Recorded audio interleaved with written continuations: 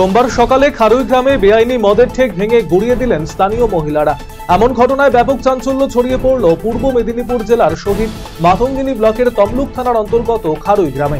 এই ঘটনায় এলাকায় চাঞ্চল্য ছড়িয়ে পড়ল। শ্রাবণ মাসের শেষ সোমবারে বিভিন্ন মন্দিরে মহাদেবের আরাধনায় উৎসবের আবহ। প্রতিবারের মতো এবছর রায়গঞ্জের কর্ণজোড়ায় বাবা অমরনাথের মন্দিরে ভক্তের ঢল লক্ষ্য করা গেল। সকাল থেকেই দলে দলে ভক্তরা মন্দিরে এসে বাবার মাথায় জল ঢাললেন, চলল পূজার্চনা।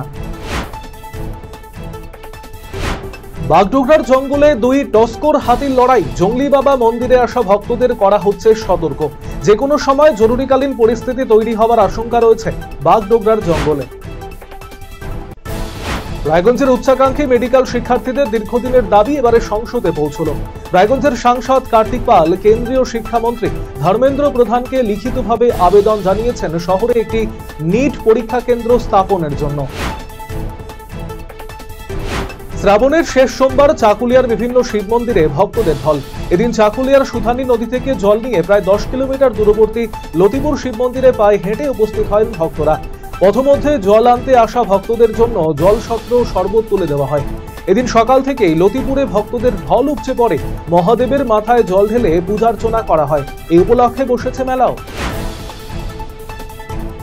সোমবার রায়গঞ্জ গার্লস প্রাথমিক বিদ্যালয়ে বিপ্লবী বীর শহীদ ক্ষুদিরাম বসুর 118তম আত্মোৎসর্গ দিবস পালন করা হলো। এদিন ছাত্রছাত্রী, অভিভাবক এবং শিক্ষক শিক্ষিকাদের নিয়ে শ্রদ্ধাপূর্ণ উপায়ে অনুষ্ঠানটি অনুষ্ঠিত হয়।